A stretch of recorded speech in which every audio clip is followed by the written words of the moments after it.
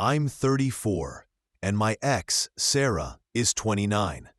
We have a long and complicated history, so I want to explain everything clearly. In mid-2022, I met Sarah at work, and we connected immediately. We started dating shortly afterward. Early on, though, Sarah ended things over a minor disagreement. To make matters worse, she made a scene at work in front of everyone. I was upset, but I didn't quit my job immediately. Over time, I realized I still had feelings for her, and seeing her every day became too painful. I decided to resign and find a new job. Since we lived nearby, we kept running into each other. Over the next few months, we started talking again. Even though I still had feelings, I wasn't ready to consider getting back together so I asked if she wanted another chance. She agreed, and by early 2023, we were officially back together. For the next year, everything seemed fine. We talked about marriage and building a future together. I decided to surprise her with a proposal. I started working extra hours to save for a house without telling her, wanting it to be a surprise. Then, unexpectedly, she asked for a break. I was shocked and asked why, but she refused to explain. Around the same time, she mentioned a new guy at work constantly, then suddenly stopped. This made me suspicious and hurt. I confided in a close friend, Emily, who still worked at the same company as Sarah. I asked if she knew anything. Emily didn't at first, but promised to check. A few days later, she told me Sarah had been feeling distant, especially since I was working long hours. Some coworkers encouraged Sarah to take a break, suggesting I wasn't invested enough, and even tried to connect her with another man. I explained to Emily my plans to propose and buy a house. That's why I had been working so much.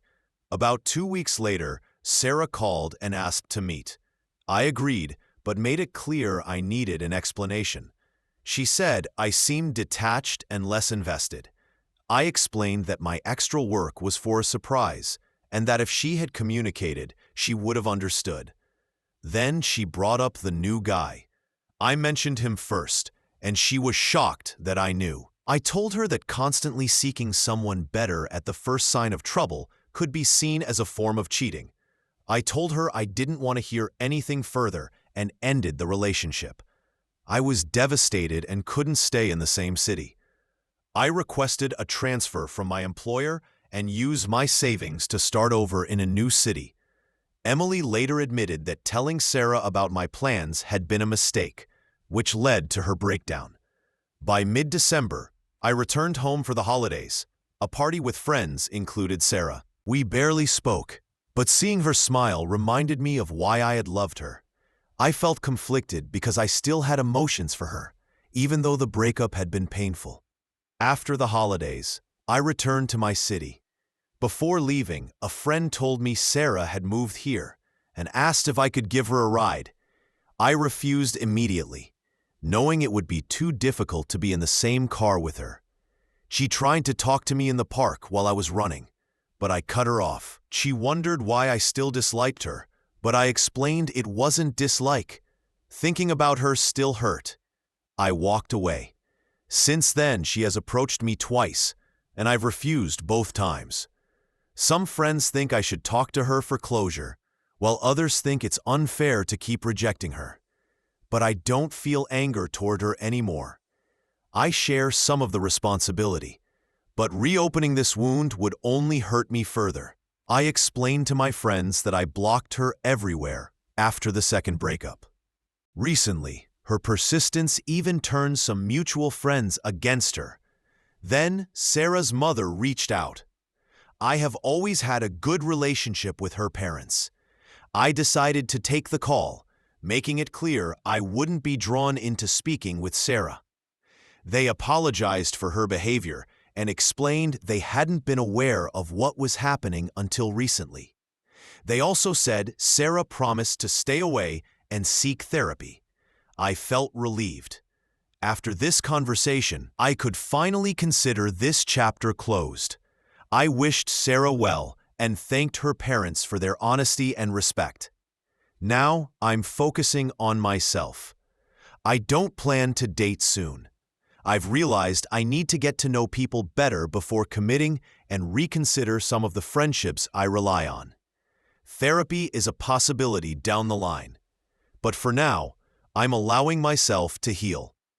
I recently discovered that my stepdaughter, Stella, had been manipulated by her biological father into investing her tuition money into a fake startup. One morning, during a fight, Stella said, "Why don't you just disappear?" Her mother added, "We'd be better off without you." I didn't respond. My phone had 13 missed calls, but the house was unusually silent. Then I noticed something alarming. All the family photos featuring me had been erased. 3 years of memories gone. At 16, Stella had started drifting away, which I initially attributed to typical teenage rebellion. But last week, when I offered help with a chemistry project, she snapped, "Stop pretending you care about my grades. You're not my real dad." The words were sharp and deliberate. Delilah, my wife, remained silent, which only intensified the tension. Small incidents piled up. Doors slammed, conversations halted, dishes left deliberately. Delilah also became distant. During dinner, Stella was texting despite our rules. When I reminded her, she threw her phone down and shouted. "Why can't you just leave me alone?" Delilah then said quietly. "Maybe we'd all be better off if you did." 3 years of building trust, movie nights, homework help, emotional support flashed before me. I calmly said, "Okay," and went upstairs to pack a few days' worth of clothes. I heard them whispering downstairs, but didn't engage. I was oddly calm. I told Delilah I'd be staying at a friend's place for now. She didn't protest. I realized I needed to step back and respect their words, even if it was painful. Sometimes, letting go is the only way to preserve your own sense of self while giving others space to confront their choices. I was hurt, but hearing you agree had broken something inside me.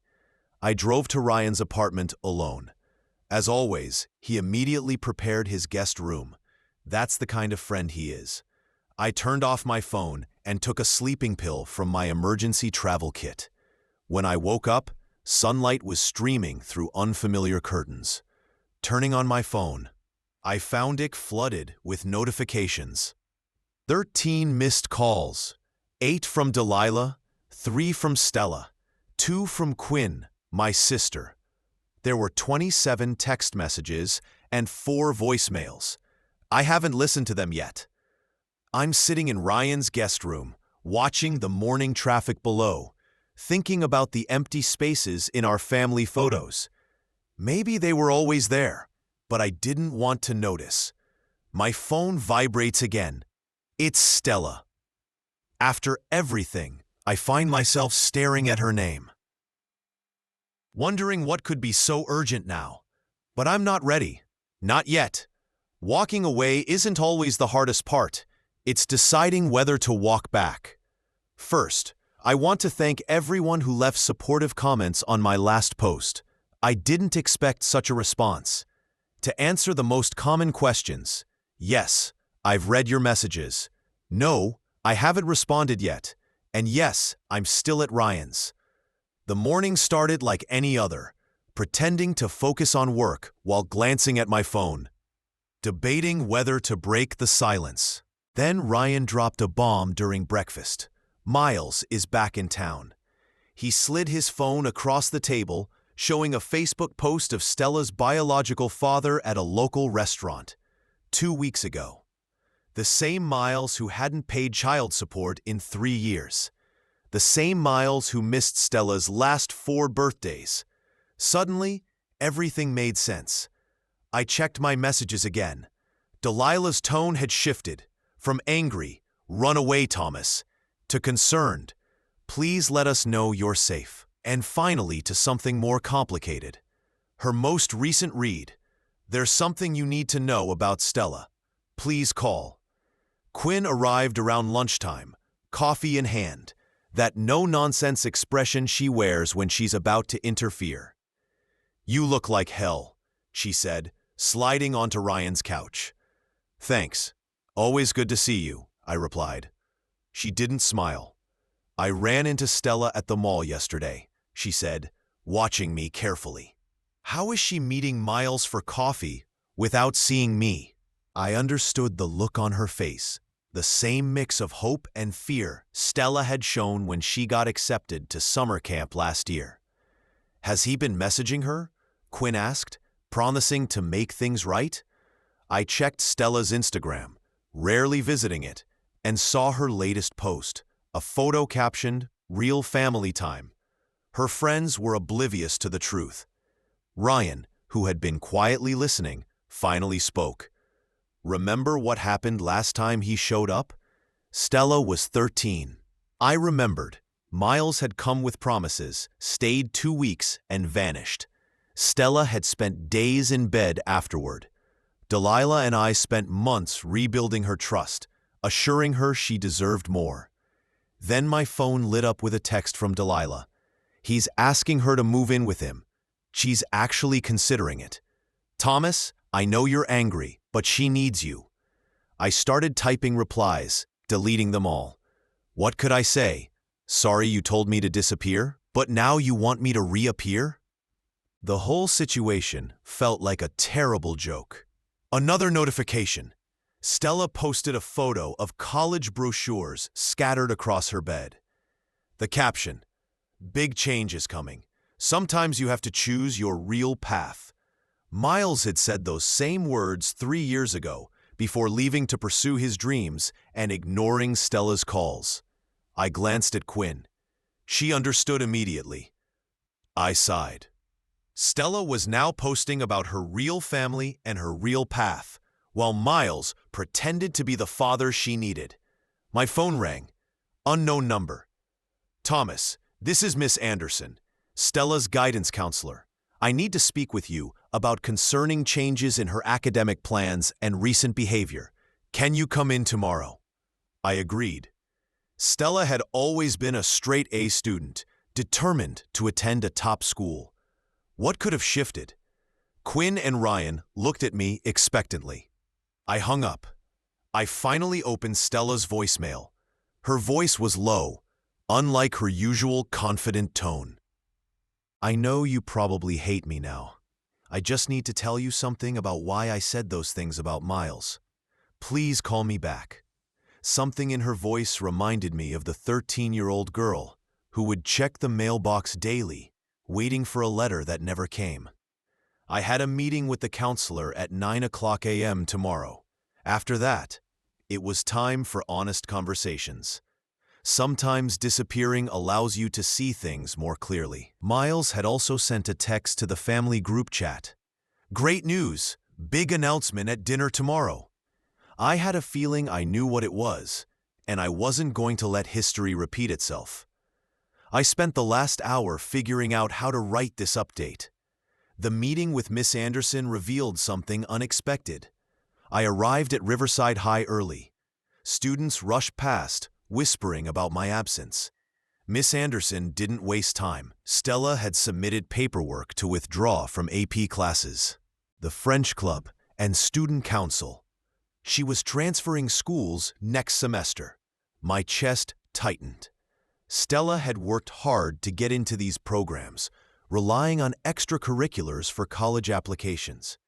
Miss Anderson added that last week, Stella had requested transcripts to 3 schools, all in California, the same city where Miles had recently purchased property. It clicked. Miles was back in action. I showed Miss Anderson his text about the big announcement. Stella confirmed it was for a startup, needing family investors.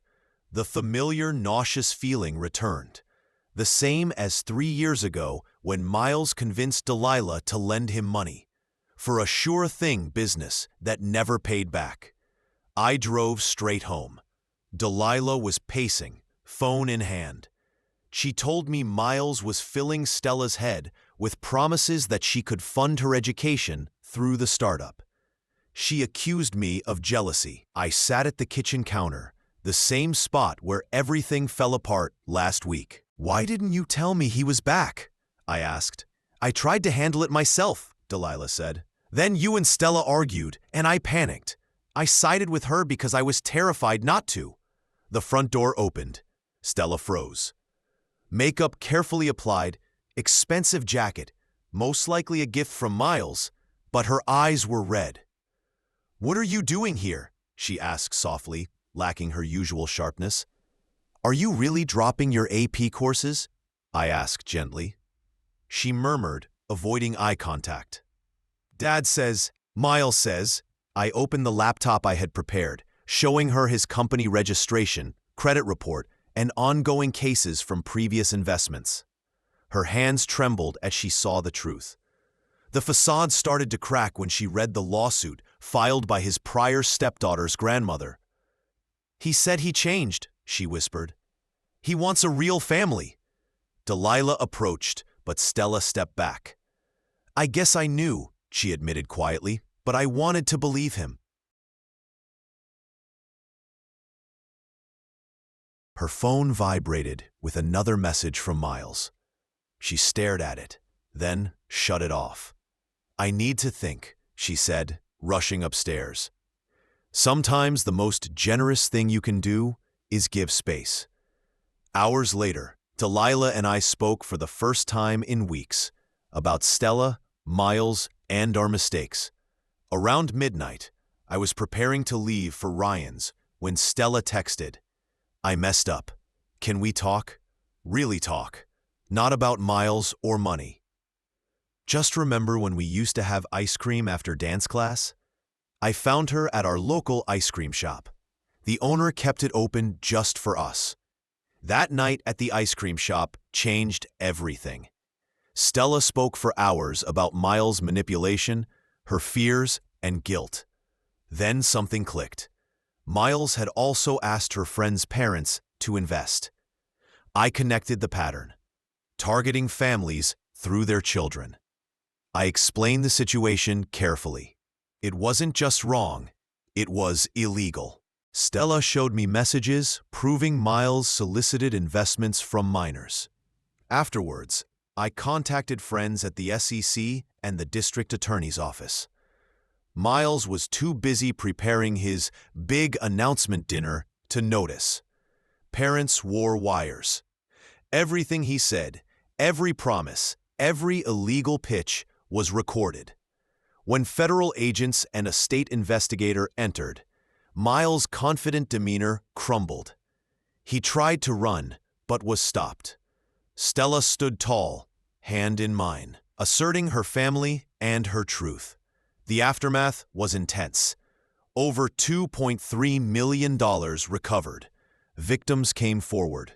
Stella donated photos of Miles to prosecutors. She reapplied to her AP courses, and a support group formed for other families impacted by similar scams.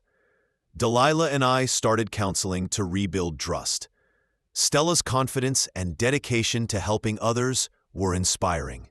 She even handed me an envelope of Miles' investment documentation, ready to be added to evidence.